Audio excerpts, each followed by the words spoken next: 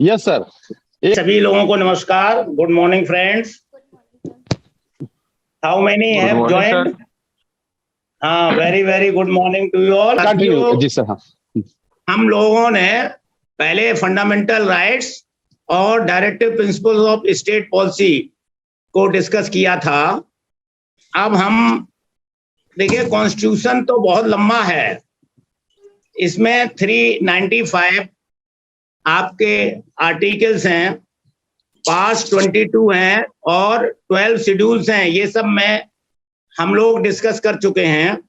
आज मैं जो कॉन्स्टिट्यूशनल बॉडीज हैं, ये एक तरह से all important articles of the constitution, आज उसको हम डिस्कस करेंगे शॉर्ट में, क्योंकि आपको जनरल स्टडीज के हिसाब से इनके डिटेल नहीं पूछे जाते हैं, शॉर्ट में पूछा जाता है। फॉर एग्जाम्पल वो पूछ सकते हैं कि इलेक्शन कमीशन ऑफ इंडिया कौन सी बॉडी है। अगर आपने कहा कि कॉन्स्टिट्यूशनल बॉडी है, in fact constitutional bodies are those bodies which have mentioned in the constitution. That means the establishment of that body or the creation of that body is being done through some articles of the constitution. As for example, election commission of India, इसका article है 324। मैं सारे जितने भी important articles हैं, मैं कोशिश करूंगा कि आपके साथ आज मैं शेयर करूं, और ये आर्टिकल्स आप नोट भी कर सकते हैं, फिर आप कॉन्स्टिट्यूशन में इसको पढ़िएगा। मैं शुरू करूं डियर? Yes sir. ओके, तो article 324 that is for election commission of India. इसी तरह से आप अगर आईएएस पीसीएस की तैयारी कर रहे हैं तो पब्लिक सर्विस कमीशन यूपीएससी से रिलेटेड जो आर्टिकल्स हैं 315 से लेके 323 तक हैं।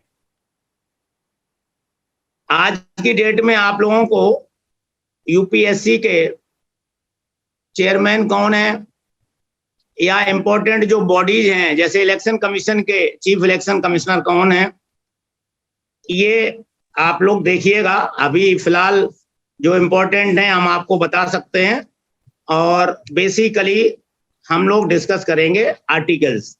तो इलेक्शन कमीशन ऑफ इंडिया का 324 है। वर्तमान में चीफ इलेक्शन कमिश्नर जो है मिस्टर राजीव कुमार हैं।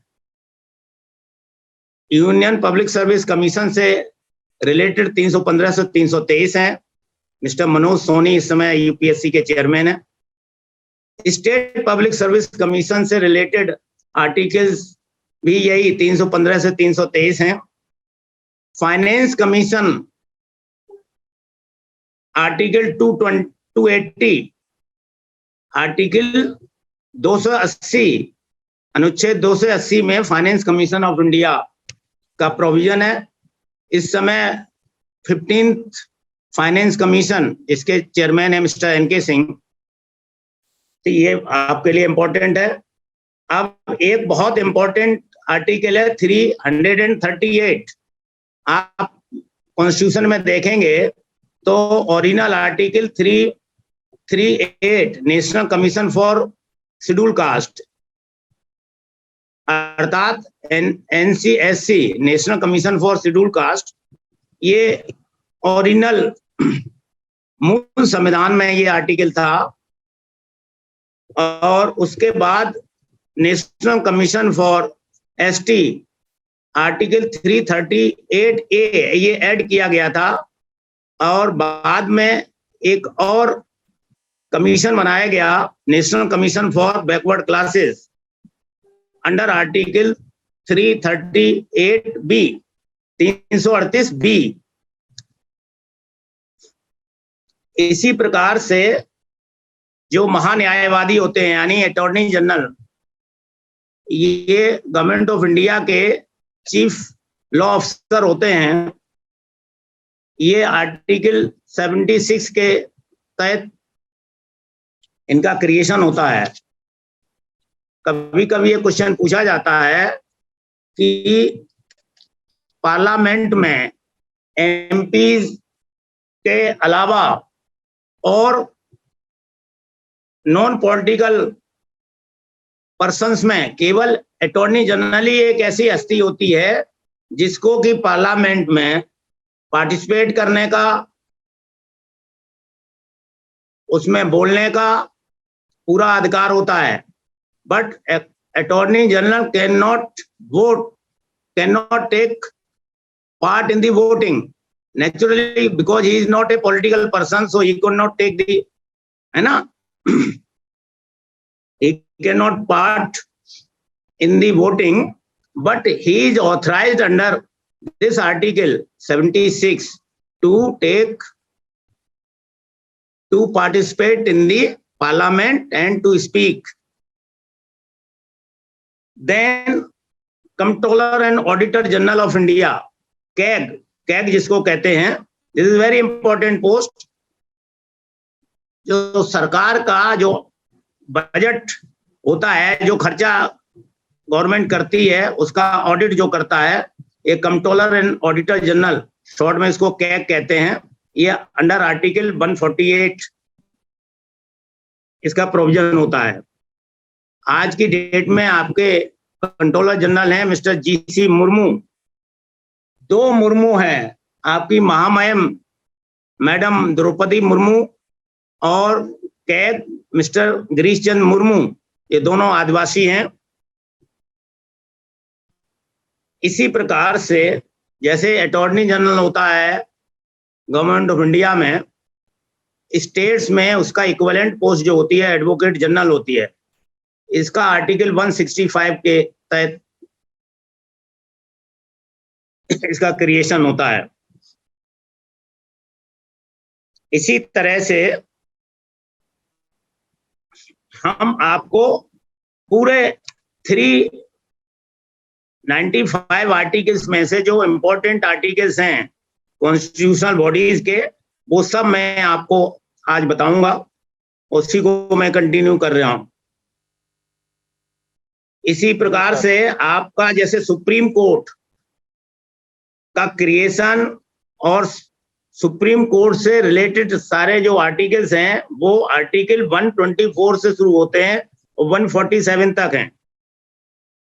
124 में constitution of the Supreme Court of India, जैसे सुप्रीम कोर्ट के लिए आर्टिकल 124 होता है, इसी प्रकार हाई कोर्ट के लिए 214 होता है, creation of the high courts. Article 124 से लेके 147 they are related with Supreme Court of India. In the same way articles 214 से लेके 231 तक ये high court in the states, ये सारे आर्टिकल्स हाई कोर्ट से रिलेटेड हैं। अब आप प्रेसिडेंट से रिलेटेड जितने भी आर्टिकल्स हैं वो आर्टिकल्स 52 से लेके 62 हैं। These are very important. इसी में एक आर्टिकल 61 होता है, वो बहुत इंपॉर्टेंट है, क्योंकि राष्ट्रपति का अगर इम्पीचमेंट करना है या महामहिम राष्ट्रपति पर अगर लगाया जाना है तो वो आर्टिकल 61 के तहत होता है। इसी प्रकार वाइस प्रेसिडेंट से रिलेटेड आर्टिकल्स हैं 62 से लेके 71। अब बड़ी इंपॉर्टेंट बात यह है कि जो वाइस प्रेसिडेंट होते हैं वो ex officio chairman of the Rajya Sabha होते हैं। ये आर्टिकल 64 के तहत vice president is ex officio chairman of the council of states और राज्यसभा।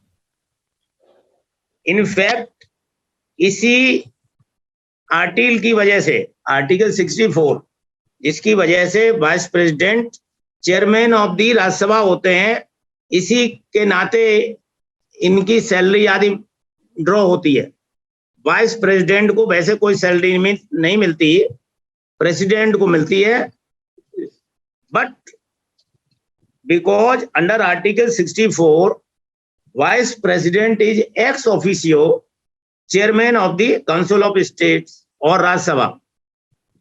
अब आप, ये बहुत इंपॉर्टेंट बात है, ये क्वेश्चन अक्सर पूछा जाता है कि राष्ट्रपति एक ऐसी कॉन्स्टिट्यूशनल बॉडी है जो राज्यसभा का सदस्य ना होते हुए भी उसका चेयरमैन होता है, उसका अध्यक्ष होता है।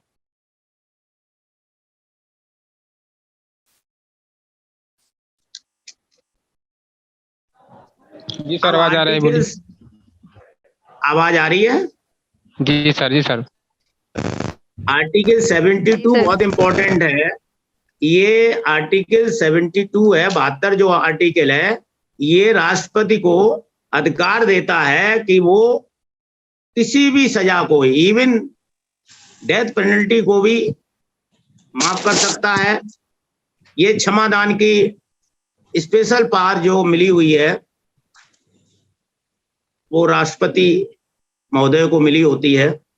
ये आर्टिकल 72 के तहत है। आर्टिकल 74 जो है वो काउंसिल ऑफ मिनिस्टर्स, यानी जिसके हेड प्राइम मिनिस्टर होते हैं, तो काउंसिल ऑफ मिनिस्टर्स, जैसे मैंने आपको शुरू के डिस्कशन में बताया था कि parliament consists of Lok Sabha, Rajya Sabha and president. तो लोकसभा ये चुना हुआ हाउस होता है, डायरेक्टली इसमें एमपी जो होते हैं लोकसभा के, वो जब मेजॉरिटी में कोई सरकार होती है तो उसी का एक एमपी जो लीडर होता है वो प्राइम मिनिस्टर होता है, और राज्यसभा एक परमानेंट हाउस है जो कभी भी, वो हमेशा स्थायी रहता है। उसके सदस्य जो है, उसकी एज, राज्यसभा का एमपी होने के लिए मिनिमम एज लिमिट होती है 35, और लोकसभा के एमपी के लिए मिनिमम एज होती है 25। राष्ट्रपति और उपराष्ट्रपति के इलेक्शन के लिए मिनिमम एज लिमिट आप लोगों को मालूम है कितनी होती है? कोई बताएंगे? 35। वेरी गुड, 35 होती है। तो ये एज, मिनिमम एज लिमिट जानना बहुत जरूरी है। लोकसभा के एमपी के लिए 25, राज्यसभा के एमपी के लिए 30, प्रेसिडेंट और वाइस प्रेसिडेंट दोनों के लिए 35 ईच। तो आर्टिकल 76 अटॉर्नी जनरल का हो गया, और आर्टिकल 78 में ये प्राइम मिनिस्टर की ड्यूटी होती है कि किसी भी इंपॉर्टेंट पॉलिटिकल कोई भी डिसीजन जब लिया जाता है तो उसको ब्रीफ करते हैं, वो राष्ट्रपति जी को, महामहिम राष्ट्रपति महोदय को ब्रीफ करते हैं, तो वो अंडर आर्टिकल 78 करते हैं। आर्टिकल्स 79, 80 एंड 81 ये लोकसभा से रिलेटेड हैं। पार्लियामेंट का जो कॉन्स्टिट्यूशन होता है वो आर्टिकल 79 के तहत होता है। आर्टिकल 80 के तहत composition of the council of state Rajya Sabha का होता है। ये बहुत इंपॉर्टेंट है। लोकसभा का 79 के तहत, राज्यसभा का 80 के तहत, और 81 84 आर्टिकल जो है वो qualification for membership of parliament. अब बताइए qualification of membership of parliament, पहली चीज तो ये है कि वो इंडियन सिटीजन होना चाहिए, उसकी एज मिनिमम 25 ईयर्स हो, वो इंसेन ना हो, किसी अपराध में दोषी सिद्ध ना हो, ल्यूनेटिक ना हो, ये सारी कंडीशंस, चाहे वो प्रेसिडेंट का चुनाव हो चाहे वाइस प्रेसिडेंट का चुनाव हो। तो qualification for becoming a member of parliament is under Article 84. Then Article 86 provides that the President has the right to address and send messages to both houses. जब भी जरूरत होती है तो राष्ट्रपति महोदय दोनों हाउसेस को, जिसकी भी उनकी इच्छा है, लोकसभा को भी वो एड्रेस कर सकते हैं या मैसेज भेज सकते हैं, राज्यसभा को भी भेज सकते हैं या दोनों को भेज सकते हैं। देन आर्टिकल 87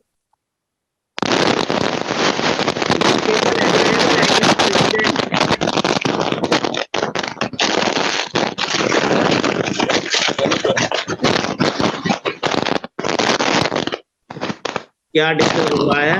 अरविंद, जब बोलना हो तभी माइक ओपन करना है, माइक से आवाज आ रहा है आपके। बोलना चाह रहा था sir, prime minister relative article कौन कौन से है?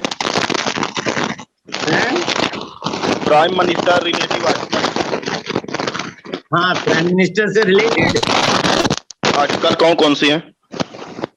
हाँ, मैं यही, देखिए आप ध्यान से सुनोगे तो सारी चीजें मिलेंगी। मैंने बताया ना कि ये 78 से शुरू होता है। 78 में it is the duty of the prime minister. ये 78, 79, 80 ये सारी ये पार्लियामेंट से रिलेटेड हैं। प्राइम मिनिस्टर और पार्लियामेंट और राष्ट्रपति का, जैसे मैंने बताया कि राष्ट्रपति से रिलेटेड आपके 52 से लेके 62 तक हैं और प्राइम मिनिस्टर से शुरू होते हैं ये 78 से। अटॉर्नी जनरल का 76 हो गया। काउंसिल ऑफ मिनिस्टर्स जो है, आपको काउंसिल ऑफ मिनिस्टर्स उसी का हेड होता है प्राइम मिनिस्टर। 74 में काउंसिल ऑफ मिनिस्टर्स है और 78 में जो ब्रीफिंग देते हैं, किसी भी इंपॉर्टेंट पॉलिटिकल डिसीजन जब लेते हैं या किसी भी विदेश यात्रा से होके आते हैं तो आर्टिकल 78 के तहत ये ब्रीफ करते हैं राष्ट्रपति महोदय को। 79 में कॉन्स्टिट्यूशन ऑफ पार्लियामेंट है। तो पार्लियामेंट का कॉन्स्टिट्यूशन जो है, पार्लियामेंट इसीलिए तो कॉन्स्टिट्यूशनल बॉडी है क्योंकि आर्टिकल 79 के तहत पार्लियामेंट का कॉन्स्टिट्यूशन प्रोवाइडेड है और राज्यसभा का आर्टिकल 80 के तहत है। ठीक है। अब आर्टिकल 81, इसमें कंपोजिशन ऑफ लोकसभा है, क्वालिफिकेशन मेंबर्स ऑफ पार्लियामेंट 84 में है। 86 में right of the president to address and send messages to the houses, यानी बोथ हाउसेस। जब सेशन शुरू होता है, आपको मालूम है कि नॉर्मली एक साल में 2 सेशन होते हैं, 6 महीने के अंतराल में होना जरूरी होता है। बजट सेशन होता है, मानसून सेशन होता है, इस तरह से। तो जब, और कभी कभी क्या होता है कि जॉइंट सिटिंग भी होती है। तो joint sitting of both houses, उसके लिए प्रेसिडेंट जब कन्विंस होते हैं तभी जॉइंट सिटिंग होती है। ये दो चीजें हम आपको बहुत इंपॉर्टेंट बताने जा रहे हैं कि राष्ट्रपति महोदय की बिना अनुमति के जॉइंट सिटिंग नहीं होगी। नंबर 1 तो अनुमति उनकी चाहिए। जॉइंट सिटिंग को वो चाहे तो वो एड्रेस भी करते हैं, लेकिन चाहे जॉइंट सिटिंग हो चाहे लोकसभा की हो, उसको प्रिसाइड ओवर करता है वो लोकसभा का स्पीकर करता है। जॉइंट सिटिंग होगी तो भी स्पीकर ऑफ द लोकसभा करेगा, और अलग अलग होती है तो आपको मालूम है कि लोकसभा में स्पीकर होते हैं और राज्यसभा का कौन चेयरमैन होता है, वाइस प्रेसिडेंट होते हैं एक्स ऑफिशियो। तो अब इसके आप लोगों ने पार्लियामेंट और राज्यसभा की प्रोसीडिंग कभी कभी देखी होगी। कभी कभी जैसे स्पीकर ऑफ द लोकसभा या वाइस प्रेसिडेंट साहब जब मान लीजिए टॉयलेट गए या थोड़ी देर के लिए रेस्ट उन्होंने लिया, तो उस समय जो डिप्टी स्पीकर होते हैं या डिप्टी चेयरमैन होते हैं, राज्यसभा के केस में डिप्टी चेयरमैन, या इनकी भी एब्सेंस में सीनियर एमपी जो होते हैं, लिस्ट बनी होती है सीनियरिटी के हिसाब से, आपने देखा होगा। तो कभी कभी सीनियर मेंबर वो प्रिसाइड ओवर करते हैं। तो वो अभी आपको मैं बताऊंगा किस आर्टिकल्स के तहत करते हैं वो, ठीक है ना। मैं क्रम से आपको आर्टिकल्स लेके चल रहा हूं, आप अगर ध्यान से पहले सुनिएगा, उसके बाद क्वेश्चन आंसर हम लोग करेंगे। तो आर्टिकल 84 क्वालिफिकेशंस हो गई, 86 हो गया right of president to address and send message to the house, special address by the president 87 में है। अब इंपॉर्टेंट आर्टिकल है आर्टिकल 88।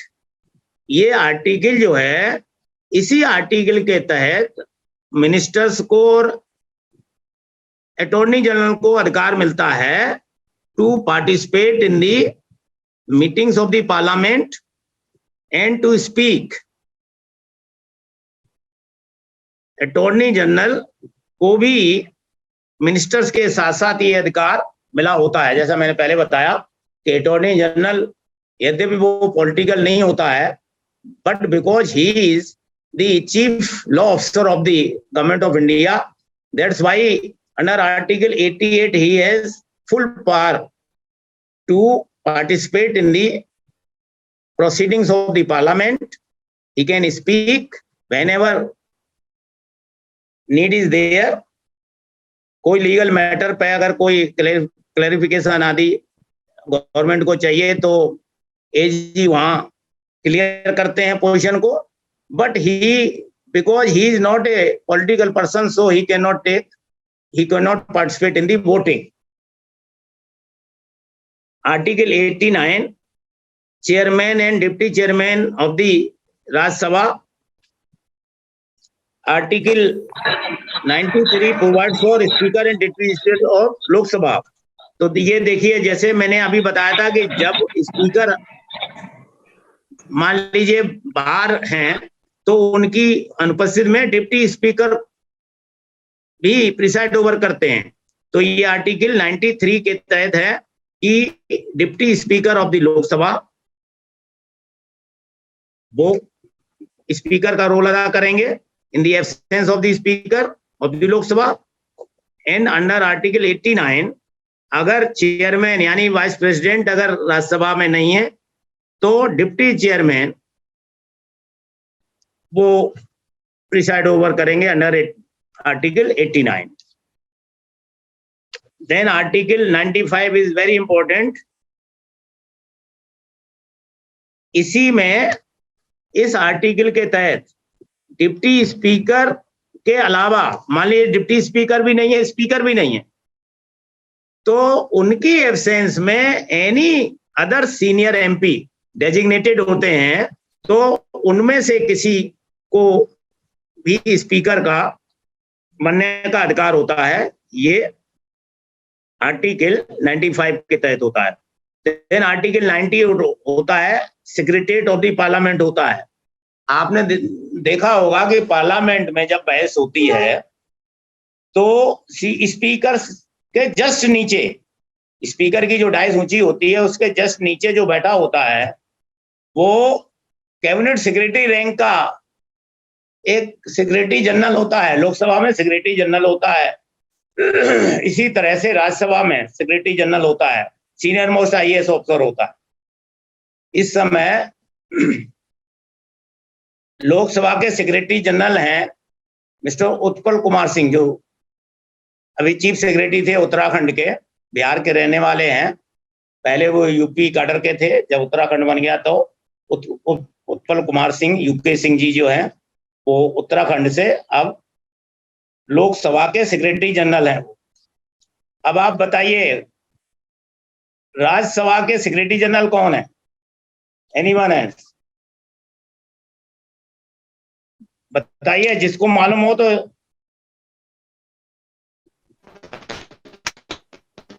नहीं मालूम? चलिए मैं बताता हूं, आप लोग नोट करिए। ये दोनों अधिकारियों के नाम नोट कर लो।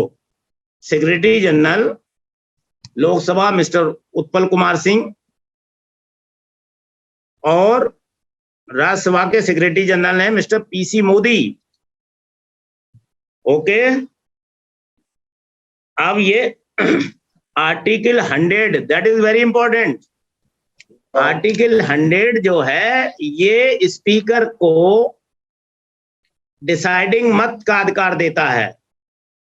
आपने देखा होगा कि ऐसा होता नहीं है, अभी तक तो हमने देखा नहीं कभी, लेकिन कभी ऐसी स्थिति आ सकती है कि पक्ष और विपक्ष के वोट की संख्या जब इक्वल हो जाती है तो चूंकि स्पीकर भी उसमें जो सत्ता में पार्टी होती है उसी का होता है। जैसे ओम बिरला जी हैं, वो भाजपा के एमपी हैं कोटा से, बट एज स्पीकर उनको न्यूट्रल रहना पड़ता है। ये देखिए, यही तो गर्मा होती है हमारी डेमोक्रेसी की, यही तो विशेषता है कि यद्यपि वो एमपी सत्ता पक्ष के जरूर होते हैं, लेकिन as speaker he has to remain very impartial and neutral. But जब ऐसी स्थिति आती है कि वोटिंग में पक्ष और विपक्ष के इक्वल वोट्स हो जाते हैं तो डिसाइडिंग जो वोट डाला जाता है स्पीकर के द्वारा, that is a deciding factor, वो अंडर आर्टिकल 100 के तहत उनको अधिकार मिला होता है। ये अब article 108 joint sitting of both houses in certain cases, ये ज्वाइंट सिटिंग का से रिलेटेड जो आर्टिकल है 108 है, ये इंपॉर्टेंट आर्टिकल है। इसी तरह से दो आर्टिकल्स हैं, आर्टिकल 110 ये मनी बिल और आर्टिकल 112 बजट से रिलेटेड होता है। In fact there is no word budget, budget is not mentioned in the constitution. Budget को इनफैक्ट कहते हैं annual financial statement of the government. तो गवर्नमेंट जो भी बजट पेश करती है वो एनुअल फाइनेंशियल स्टेटमेंट होता है, जिसमें आय और व्यय का पूरा ब्यौरा होता है। बजट जो है ये फ्रेंच वर्ड है बुजट, बुजट कहलाता है। बुजट माना होता है चमड़े का थैला। तो उसी के नाते इसको बजट शॉर्ट में कहते हैं। आर्टिकल 112 कॉन्स्टिट्यूशन में एनुअल फाइनेंशियल स्टेटमेंट है, बजट नहीं है।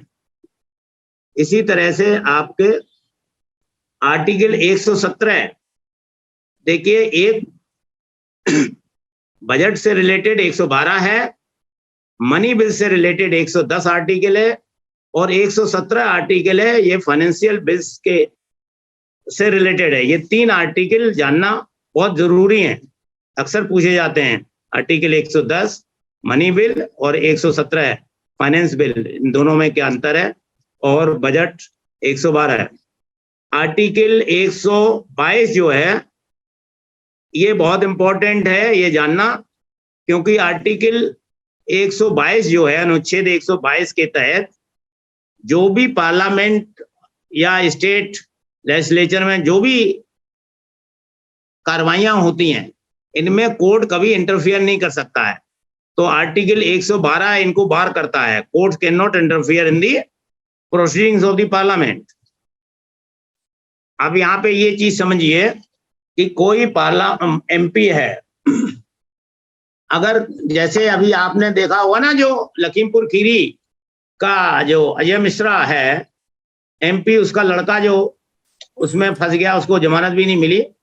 Yes sir. मान लीजिए ये कोई भी अपराध हो जाता है जाने या अनजाने में किसी भी MP से, तो वो MP अगर पार्टिसिपेट करता है पार्लियामेंट में, तो कोई भी अथॉरिटी, कोर्ट्स का मतलब आप ये समझिए, हाई कोर्ट और सुप्रीम कोर्ट को तो वाइड पावर्स हैं, वो रिट के तहत कुछ भी कर सकते हैं, लेकिन जो original jurisdiction even high court और सुप्रीम कोर्ट का जो है एज ए कोर्ट, तो कोर्ट के रूप में MP को while participating in the proceedings of the Lok Sabha और पार्लियामेंट, बिना स्पीकर की अनुमति के उसको अरेस्ट नहीं किया जा सकता है।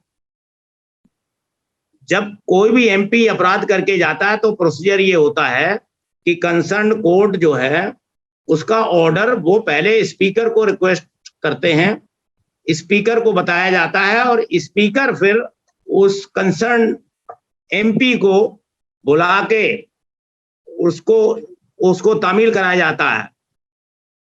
उसका रिजल्ट ये होता है कि जब स्पीकर सेटिस्फाई हो जाता है कि इसके पर्टिकुलर MP के विरुद्ध इस तरह के चार्जेज हैं, तो फिर वो उनको तामील कराता है और उनको प्रोसीडिंग से बाहर भेजता है।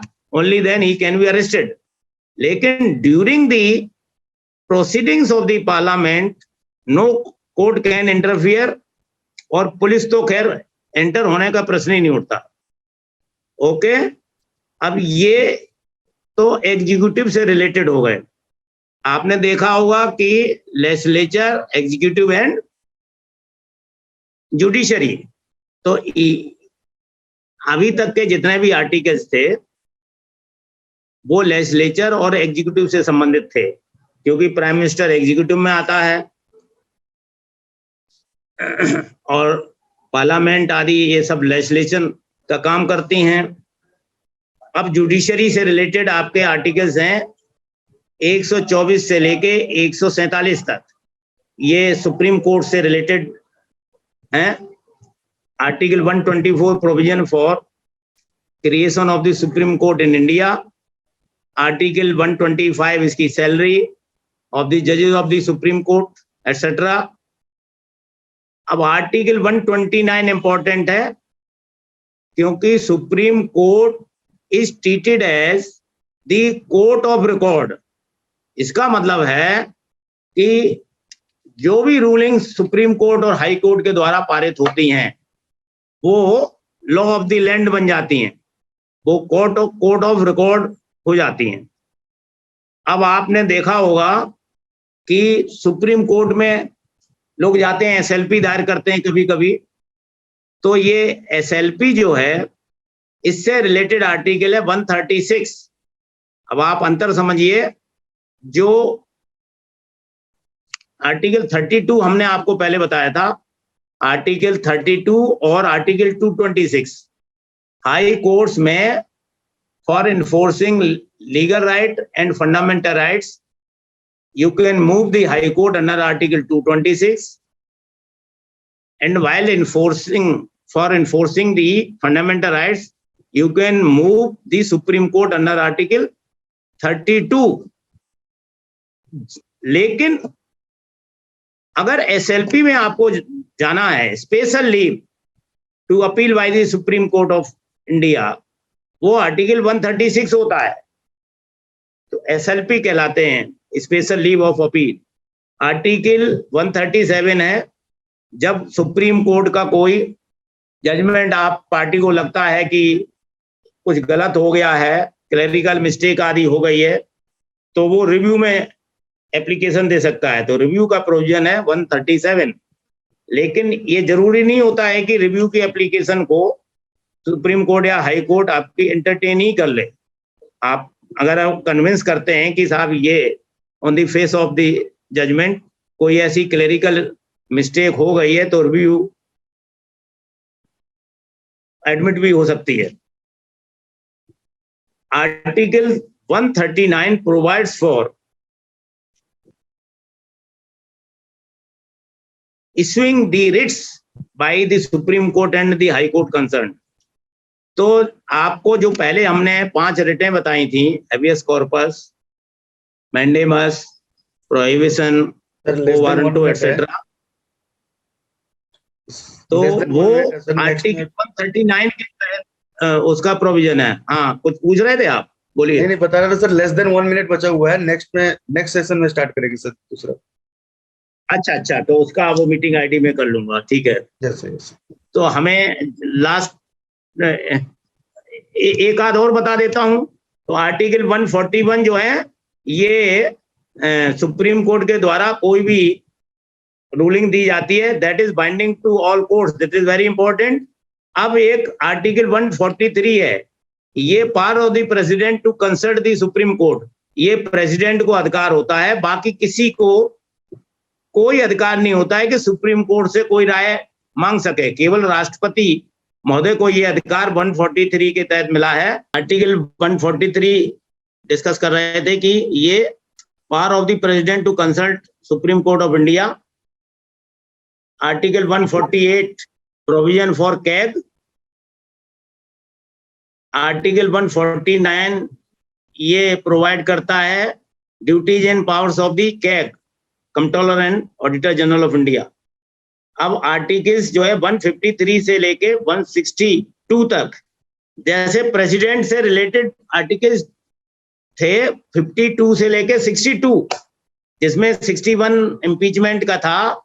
इसी तरह से स्टेट में गवर्नर की पोस्ट इक्विवेलेंट टू प्रेसिडेंट होती है।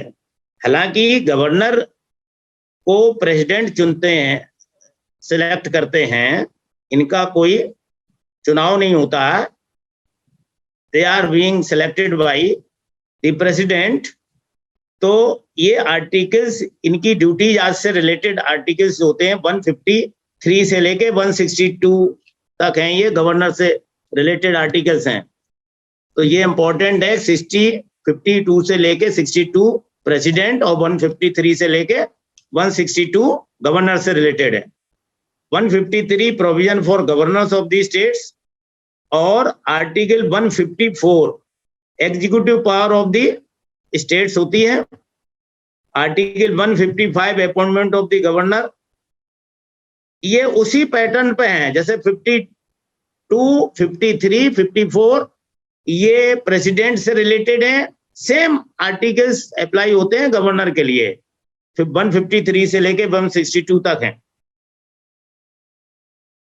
Article 156 term of office of the governor. Article 157 qualifications for appointment as governor. Article 161 172 वो आर्टिकल 72 के तहत राष्ट्रपति को क्षमादान की अधिकार मिला हुआ है और गवर्नर को मिला हुआ है 161 के तहत, ये टू ग्रांट पार्डन जिसको क्षमादान कहते हैं, किसी भी सेंटेंसेस की पेनल्टी को माफ करना, कम करना, ज्यादा करना या उसको माफ करना, ये सब अधिकार मिले हैं। लेकिन इन अधिकारों का मतलब ये नहीं है कि वो अपने मनमाने ढंग से करें, उनको बाकायदा जिसकी चाहे उनकी, ये अटॉर्नी जनरल आज से अपना ओपिनियन आदि लेके they do apply their own minds. ऐसा नहीं है कि उनको अधिकार मिला है तो उसका मिसयूज करें। Article 163 council of ministers to aid and advise the governor, जैसे आपको प्राइम मिनिस्टर के से रिलेटेड 79 से लेके आगे जितने भी आर्टिकल्स हैं, उसी तरह से ये आपके 153 से जितने भी आर्टिकल्स हैं ये गवर्नर एंड चीफ मिनिस्टर और स्टेट लेजिस्लेचर से रिलेटेड हैं। 163 काउंसिल ऑफ मिनिस्टर यानी स्टेट में to aid and advise the governor. Article 165 attorney general से रिलेटेड आर्टिकल हमने बताया था आपको 76, और स्टेट्स में जो एडवोकेट जनरल होता है उससे रिलेटेड आर्टिकल है 165। Article 166 conduct of business of the government of a state. अब article 167 is very important, duties of the chief ministers to furnish information to the governor. अभी आपको बताया था कि आर्टिकल 78 के तहत प्राइम मिनिस्टर ब्रीफ करते हैं राष्ट्रपति को। In the same way under article 167 ये चीफ मिनिस्टर गवर्नर को ब्रीफ करते हैं। Article 168 constitution of the legislatures in the states, legislative assembly and legislative councils. Article 170 composition of the legislative assemblies. Article 170 ये legislative councils. अब आपको एक legislative councils के संबंध में ये जानना जरूरी है दोस्तों कि ये लेजिस्लेटिव काउंसिल्स हर स्टेट में नहीं है। छोटे छोटे स्टेट्स में, बहुत से स्टेट्स ऐसे हैं जिनमें लेजिस्लेटिव असेंबली तो मस्ट होती है। लेजिस्लेटिव काउंसिल जो है वो अभी वर्तमान में कितने स्टेट्स में है ये आप लोगों को जानना बहुत जरूरी है। ये नोट करिए, मैं बता रहा हूं। ये इस समय जो है उत्तर प्रदेश में है, बिहार में है, आंध्र प्रदेश में है, तेलंगाना में है और कर्नाटका में और महाराष्ट्र में है लेजिस्लेटिव काउंसिल। बाकी स्टेट्स में नहीं है। ये कितने स्टेट्स होते हैं जो मैंने आपको बताया? कितने स्टेट्स आपको मैंने अभी बताए हैं? उत्तर प्रदेश, बिहार, तेलंगाना, आंध्रा, 4 हो गए, कर्नाटका और महाराष्ट्र। ठीक है ना? ये आपके 6 स्टेट्स जो हैं इनमें लेजिस्लेटिव काउंसिल हैं। अदर स्टेट में क्यों नहीं है सर? हेलो, और अदर स्टेट में क्यों नहीं है? हाँ, उनके ऐसा है ना, एमएलए की संख्या कम होती है ना, उसी के आधार पर होता है। जिस स्टेट में ज्यादा होते हैं उसी में लेजिस्लेटिव काउंसिल होती है, छोटे स्टेट्स में नहीं होती है। तो ये आप नोट कर लीजिए, क्योंकि ये पॉइंट आपको, जो ये स्टेट्स है ना, नहीं तो इसी में गलतियां होती हैं लोगों से। भैया हमें भी इसी के लिए तैयारी करनी पड़ी है, ऐसे नहीं। ये इसलिए इसको समझना बहुत जरूरी है। उत्तर प्रदेश, बिहार, आंध्र प्रदेश, तेलंगाना, 4 ये हुए, कर्नाटका और महाराष्ट्र, ये नोट कर लीजिए।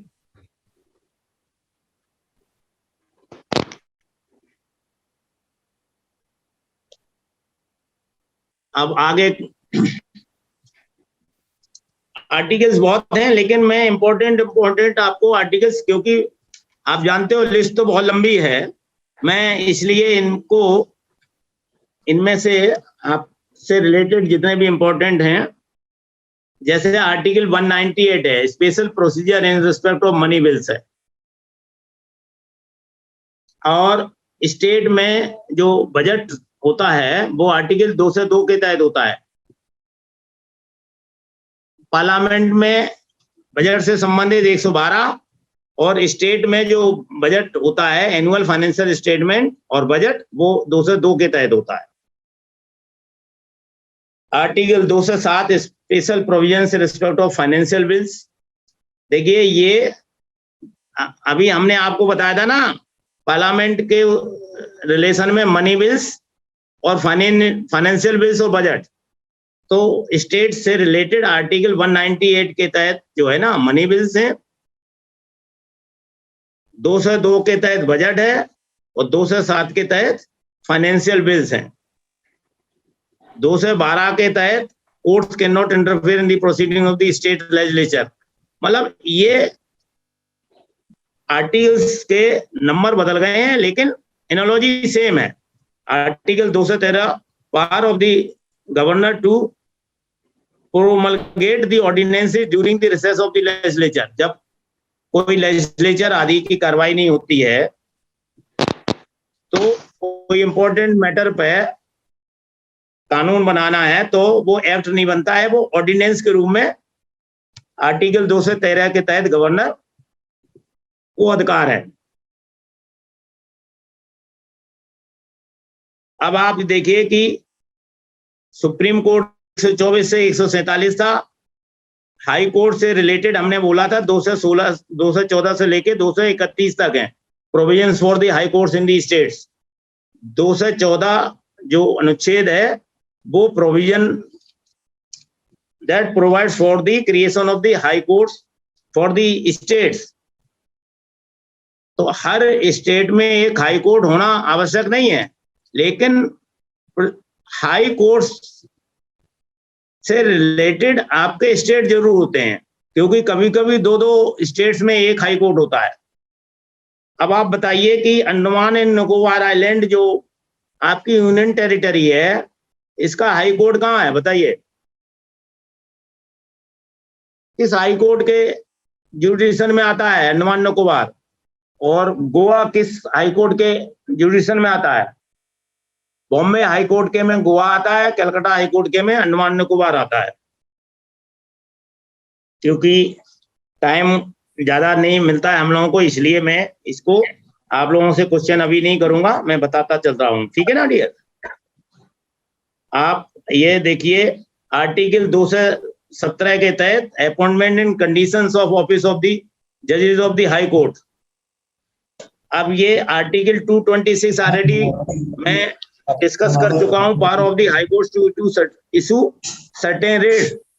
32 में सुप्रीम कोर्ट को अधिकार होता है टू इशू सर्टेन रिट्स, और 226 के तहत हाई कोर्ट को होता है, ठीक है ना? ये आर्टिकल्स 233 से लेके 237 हैं, रिलेट टू सबऑर्डिनेट कोर्ट्स। देखिए हाई कोर्ट और जो सुप्रीम कोर्ट्स हैं, जो डिस्ट्रिक्ट कोर्ट्स होती हैं, यानी डिस्ट्रिक्ट जज तक की कोर्ट्स को ये लोग सबऑर्डिनेट कोर्ट्स कहते हैं।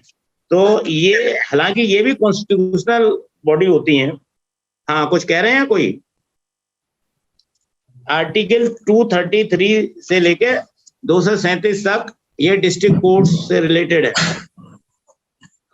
233 में अपॉइंटमेंट ऑफ डिस्ट्रिक्ट जजेस होता है, और आर्टिकल 235 के तहत डिस्ट्रिक्ट कोर्ट्स में डिस्ट्रिक्ट जज जो है ओवरऑल होता है, जिसके कंट्रोल में सारे सबऑर्डिनेट कोर्ट्स होते हैं। जैसे कलेक्ट्रेट में डिस्ट्रिक्ट मजिस्ट्रेट एडमिनिस्ट्रेटिव हेड होता है, और उसके अंडर में सारे अधिकारी होते हैं। इसी तरह से डिस्ट्रिक्ट जज भी अंडर आर्टिकल 235 वो ओवरऑल इंचार्ज होता है, उसका कंट्रोल होता है सभी अन्य जो कोर्ट्स हैं डिस्ट्रिक्ट में, उनके ऊपर होता है। अब आप ये देखिए यूनियन टेरिटरी से रिलेटेड आपके आर्टिकल्स हैं 239 से लेके 242। अब इनको केवल मैं इनके आर्टिकल्स बता दे रहा हूं, 239 से लेके 242 तक हैं। देन ये पंचायत से रिलेटेड आर्टिकल्स हैं 243 से लेके 243O, ABCD से लेके, इसमें आर्टिकल एक ही है लेकिन उसके सब सेक्शंस हैं। तो पंचायत से लेके, अब आप ये बताइए डियर, ये जो पंचायत हैं इनका पार्ट 9th में है। अम्मा खुला है, आप आ जाइए। और म्यूनिसिपैलिटी से रिलेटेड पार्ट जो है कॉन्स्टिट्यूशन में 9th A है, इससे रिलेटेड आर्टिकल है 243P से लेके 243ZG। मीनिंग देयर बाई कि पंचायत और म्यूनिसिपैलिटी से रिलेटेड दो पार्ट, यानी भाग संख्या अध्याय संख्या 9 पंचायत से रिलेटेड है, अनुच्छेद 243 में ही ABCD से करके हैं, और म्यूनिसिपैलिटी से रिलेटेड आर्टिकल्स 243P से लेके 243ZG तक हैं। अब मेरे को ये बताइए कि इन दोनों को, पंचायत को और म्यूनिसिपैलिटीज को, गवर्नमेंट ने इतना सशक्त बना दिया है, किन किन कॉन्स्टिट्यूशनल अमेंडमेंट्स के तहत इनको सशक्त बनाया गया है। तो 73rd कॉन्स्टिट्यूशनल अमेंडमेंट जो पारित हुआ था 1992 में, वो विलेज पंचायत से रिलेटेड था। They have been given the constitutional status vide 73rd Constitutional Amendment Act of 1992. In the same way, urban municipal corporations, they have been given the constitutional status wide 74th Constitutional Amendment Act 1993. इसी तरह से ये scheduled and tribal areas होते हैं, इसमें article 244 administration scheduled areas and tribal areas, 44A formation of the autonomous state, tribal areas Assam आदि तमाम जो स्टेट्स बने हैं जो ट्राइबल एरियाज वाले हैं उनसे रिलेटेड ये हैं।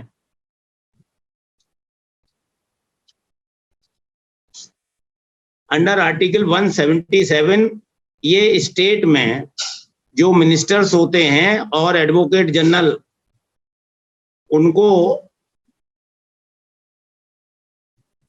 स्टेट लेजिस्लेचर में प्रेजेंट होने का, बोलने का, भाग लेने का अधिकार होता है। एडवोकेट जनरल को उसमें पार्टिसिपेट कर सकता है, बोल सकता है, लेकिन वोटिंग में पार्टिसिपेट नहीं कर सकता है। आर्टिकल 178 ये provision for speaker and deputy speaker of legislature, जैसे पार्लियामेंट में स्पीकर से रिलेटेड आर्टिकल्स हैं, इसी तरह से ये आर्टिकल 178 आपका स्टेट लेजिस्लेचर से रिलेटेड है, speaker and deputy speaker. Article 180 power of the deputy speaker and other person to perform the duties of the speaker. अब आपके जो स्टेट में लेजिस्लेटिव काउंसिल्स होती हैं उससे रिलेटेड है article 182 provision for the chairman deputy chairman of the state legislative council, और article 184 है ये power of the deputy chairman और other person to perform the duties of the chairman of the legislative council whenever he is not present in the house. तो उसकी जगह पे senior member या deputy chairman उसको preside over करते हैं। उसी एनालॉजी के तहत ये सब हैं, तो इसमें कोई खास बात नहीं है। ये मनी बिल से रिलेटेड आर्टिकल 198 है, special procedure in respect of money bills. Article 199 definition of the money bill. Article 202 आपको पहले ही बता दिया कि ये बजट स्टेट का, और फाइनेंशियल बिल्स 207 के तहत ये। तो इस तरह से आपके ये मेन आपके आर्टिकल्स हो गए।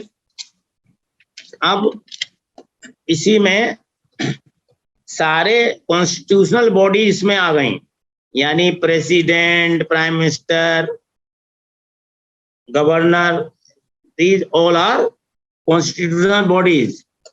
अब आप जितना भी टाइम परमिट करें तो मैं आपको स्टैट्यूटरी बॉडीज, स्टैट्यूटरी बॉडीज का मतलब ये होता है कि वो कॉन्स्टिट्यूशनल बॉडी जरूर नहीं होती हैं, लेकिन उनका क्रिएशन एक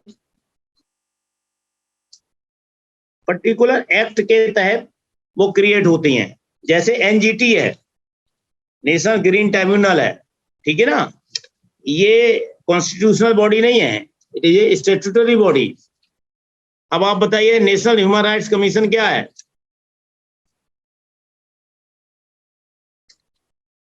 national human rights commission is a statutory body, it is not a constitutional body, क्योंकि इसका कॉन्स्टिट्यूशन में कोई प्रोविजन नहीं है। लेकिन ये protection of human rights act 1993 के तहत नेशनल ह्यूमन राइट्स कमीशन 12 अक्टूबर 1993 में बनाया गया था, नेशनल ह्यूमन राइट्स कमीशन। इसी तरह से सेबी जो होता है, securities and exchange board of India, ये सेबी एक्ट 1992 के तहत है, ये इसलिए स्टैट्यूटरी बॉडी है। नेशनल कमीशन फॉर वीमेन, ये national commission for women act 1990 के तहत बना। तो जितने भी एक्ट के तहत हैं वो स्टैट्यूटरी बॉडीज हैं। जो कॉन्स्टिट्यूशन के किसी आर्टिकल के तहत बॉडीज क्रिएट हुई हैं, जिनको पावर्स आदि मिली हुई हैं, वो स्टैट्यूटरी कॉन्स्टिट्यूशनल बॉडीज होती हैं। और जो बॉडीज किसी एक्ट के तहत बनाई गई हैं और जिनको पावर मिला हुआ है, वो स्टैट्यूटरी बॉडीज होती हैं। और कुछ बॉडीज ऐसी हैं जो which are neither constitution nor statutory, even then they are very important for the working of the, ठीक है ना, वर्किंग ऑफ द सिस्टम। तो आप स्टैट्यूटरी बॉडी में बता दे रहा हूं, नेशनल कमीशन फॉर वीमेन हो गया, ये national commission for women act 1990 के तहत है। नेशनल कमीशन फॉर माइनॉरिटी भी उसी के पैटर्न का है, national commission for minorities act 1992 के तहत है। नेशनल ग्रीन ट्रिब्यूनल ये 2010 में एक्ट बना था, नेशनल ग्रीन ट्रिब्यूनल एक्ट 2010, इसलिए ये बहुत इंपॉर्टेंट है, national green tribunal. Arm forces tribunal act 2007 के तहत है। Unique identification authority of India UIDAI, इसके तहत आधार आदि बनता है, ये भी एक्ट 2016 का एक्ट था। Aadhaar targeted delivery of financial and other subsidiary benefit and services act 2016 के तहत। सेंट्रल विजिलेंस कमीशन जो है, ये सेंट्रल विजिलेंस कमीशन एक्ट 2003 के तहत है, इसलिए स्टैट्यूटरी बॉडी है। ये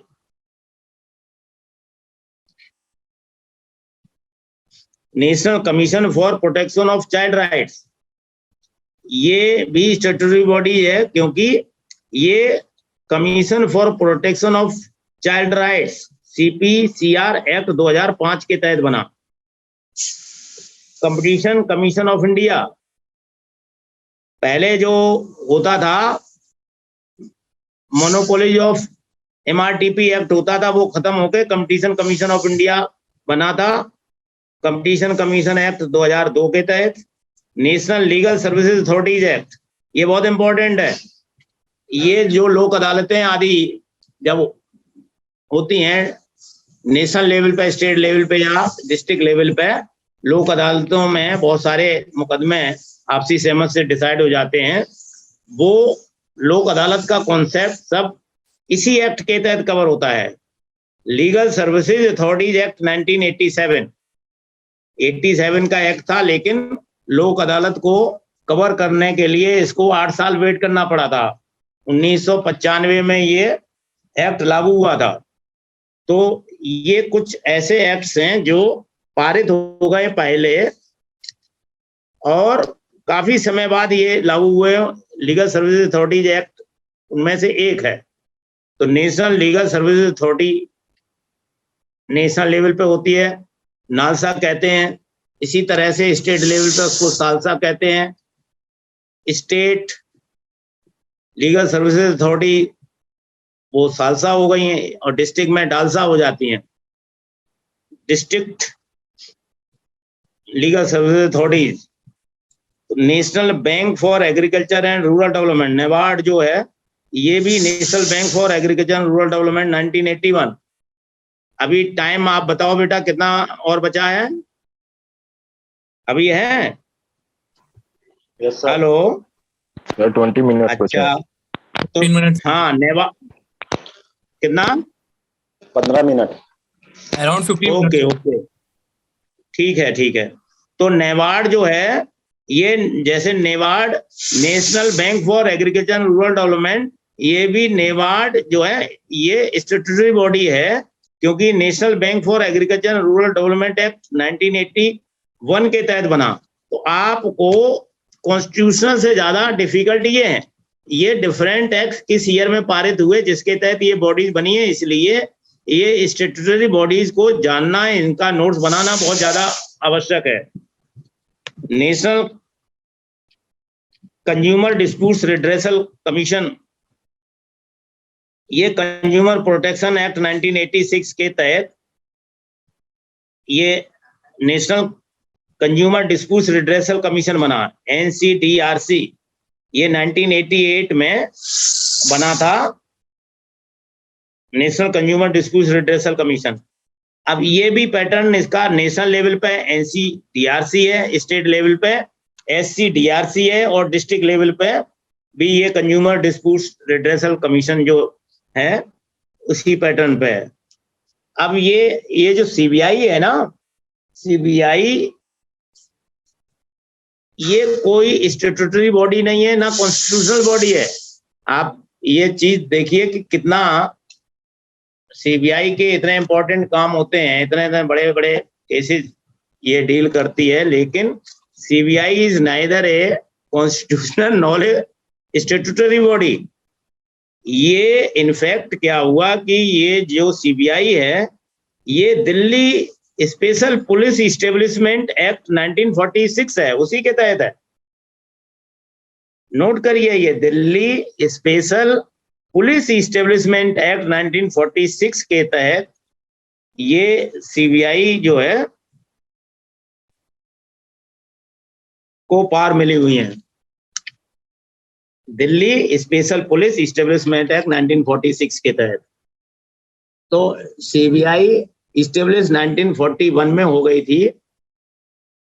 पहले ये स्पेशल पुलिस इस्टेब्लिशमेंट के तहत बनी थी 1941 में, और इसका उद्देश्य केवल जो था वो डोमेस्टिक सिक्योरिटी को इंश्योर करना था। But later on Santhanam committee की रिकमेंडेशन पे ये सीबीआई जो है वो Delhi special police establishment act 1946 के तहत इसको पूरी पार दी गई ये डिफरेंट केसेस को सुलझाने के लिए। नीति आयोग इज आल्सो, नीति आयोग जो है ये भी न तो स्टैट्यूटरी है न कॉन्स्टिट्यूशनल है, ये एक थिंक टैंक है। नीति means national institutions for transforming India. Planning commission की जगह मोदी जी ने जो ये नीति आयोग बनाया उसका फुल फॉर्म है national institutions for transforming India. It is neither a constitutional nor a statutory body, it is a non statutory और नॉन कॉन्स्टिट्यूशनल बॉडी, लेकिन है बहुत इंपॉर्टेंट। अब इस समय नीति आयोग के जो पहले सीईओ थे, chief executive officer mister Kant थे, अमिताभ कांत थे, उनकी जगह अब कौन हो गए हैं? नीति आयोग के सुमन बेरी तो चेयरमैन हो गए हैं। नीति आयोग के चेयरमैन तो हमेशा प्राइम मिनिस्टर होते हैं, और एक आईएएस ऑफिसर थे यूपी कैडर के परमेश्वरन अय्यर, वो अमिताभ कांत की जगह इसके सीईओ हो गए हैं, चीफ एग्जीक्यूटिव ऑफिसर। इसी तरह से सेंट्रल पॉल्यूशन कंट्रोल बोर्ड होता है। पॉल्यूशन कंट्रोल बोर्ड का तो नाम सबने सुना ही होगा। National central pollution control board होता है, स्टेट पॉल्यूशन कंट्रोल बोर्ड होता है, और डिस्ट्रिक्ट पॉल्यूशन कंट्रोल बोर्ड होता है। तो प्रोटेक्शन ऑफ एनवायरनमेंट एक्ट 1986 के तहत ये बना है central pollution control board. Reserve bank of India, ये भी reserve bank of India act 1934 के तहत बनी है। रिजर्व बैंक ऑफ इंडिया जो है सत्ता में आई है, एग्जिस्टेंस में आई है 1 अप्रैल 1935 से। इस तरह से ये, इसी तरह से सेंट्रल ये जो इंफॉर्मेशन कमीशन है, central information commission right to information act 2005 के तहत बना। तो नेशनल लेवल पे होता है central information commission CIC, state level पे SIC, और डिस्ट्रिक्ट लेवल पे भी इंफॉर्मेशन ऑफिसर डेजिग्नेट कर दिए जाते हैं। तो ये आपका CIC हो गया। University grants commission, this is very important, university grants commission that came into existence in the year 1956 by an act of parliament। 1956 के एक्ट के तहत यूनिवर्सिटी ग्रांट्स कमीशन बना। तो इस तरह से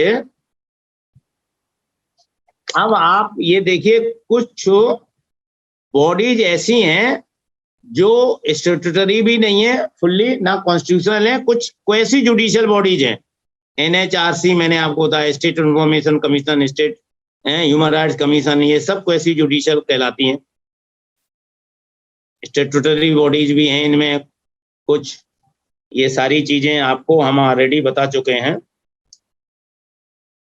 जैसे इरडाई होती है, इंश्योरेंस, LIC आदि, इनको गवर्निंग इनकी बॉडी होती है insurance regulatory and development authority, IRDAI। और बैंकिंग में बैंकिंग ऑपरेशंस को कंट्रोल करने के लिए बैंकिंग ओम्बुड्समैन होते हैं, RBI का ओम्बुड्समैन होता है। तो इस तरह से जैसे रेलवे में रेलवे क्लेम्स ट्रिब्यूनल होते हैं, इनकम टैक्स अपीलेट ट्रिब्यूनल होते हैं, इंटेलेक्चुअल प्रॉपर्टी अपीलेट ट्रिब्यूनल्स होते हैं, जो फुल्ली न तो स्टैट्यूटरी हैं और कॉन्स्टिट्यूशनल भी फुल्ली नहीं है, लेकिन क्वेसी जुडिशियल हैं। क्योंकि ये जुडिशियल फंक्शन करते हैं इसलिए इनको क्वेसी जुडिशियल कहते हैं। ये जुडिशियल क्वेसी जुडिशियल कॉन्सेप्ट जो था ये पहले चलता था, अब तो इनफैक्ट ये हो गया कि चूंकि एडमिनिस्ट्रेटिव लॉ पहले नहीं होता था, अब एडमिनिस्ट्रेटिव लॉ जैसे जो डिस्ट्रिक्ट मजिस्ट्रेट, कलेक्टर आदि होते हैं, इन सबको तमाम तरह के फंक्शन करने पड़ते हैं। तो इनके जितने भी डिसीजंस होते हैं जो कोर्ट केसेस करते हैं उनको छोड़ के, ये एक तरह से एडमिनिस्ट्रेटिव डिसीजंस जरूर होते हैं, लेकिन principal of natural justice follow करना सबके लिए जरूरी है। पहले ये कॉन्सेप्ट था कि जुडिशियल और क्वेसी जुडिशियल प्रोसीडिंग्स में ही principle of natural justice follow होगा, लेकिन बाद में एक हिस्टोरिक जजमेंट आया 1964 में, उसमें ये कहा गया कि ये मान ही नहीं रखता है कि कोई भी प्रोसीडिंग जुडिशियल है या क्वेसी जुडिशियल है, चाहे वो एडमिनिस्ट्रेटिव प्रोसीडिंग्स क्यों ना हो, लेकिन प्रिंसिपल ऑफ नेचुरल जस्टिस को फॉलो करना जरूरी है। प्रिंसिपल ऑफ नेचुरल जस्टिस का मतलब ये कि कोई भी व्यक्ति, उसके विरुद्ध अगर कोई आप ऑर्डर पारित करते हैं तो बिना उसको सुने हुए, बिना उसको सुनवाई का मौका दिए हुए कोई भी ऑर्डर अगर आप पारित करते हैं तो वो प्रिंसिपल ऑफ नेचुरल जस्टिस के खिलाफ है। और ये बड़ा बड़ा कॉमन बात है, यही ह्यूमन राइट्स का कॉन्सेप्ट है कि human rights are those rights which are inherent in a human being. तो फंडामेंटल राइट्स तो उसी का एक तरह से एनालॉजी सेम है, लेकिन फंडामेंटल राइट्स से ज्यादा इंपॉर्टेंट है ह्यूमन राइट्स। ह्यूमन राइट्स का वायलेशन जो है वो कोई भी अथॉरिटी अगर प्रिंसिपल ऑफ नेचुरल जस्टिस को फॉलो किए बिना अगर कोई भी ऑर्डर किसी के भी विरुद्ध बिना उसको सुनवाई का मौका दिए हुए पारित करता है तो वो प्रिंसिपल ऑफ नेचुरल जस्टिस को वायलेट करता है। इसलिए principal of natural justice is a very important concept जो कि एडमिनिस्ट्रेटिव लॉ में आती है। हमारा ख्याल है कि आज के लिए आप लोगों के लिए इतना सफिशिएंट होगा। अब कितना टाइम बचा है?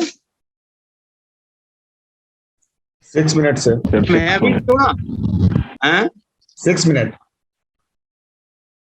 ओके, तो अब आप लोग इसमें कॉन्स्टिट्यूशन से रिलेटेड काफी चीजें हो गई हैं।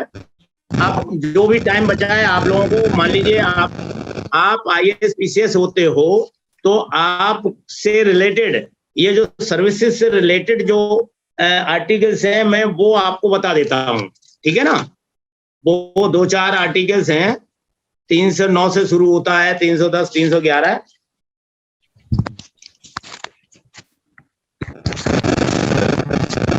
ये आप अगर IAS बनते हो तो किससे गवर्न हो गए, ये आपके इंटरेस्ट की चीज है, इसलिए मैं आपको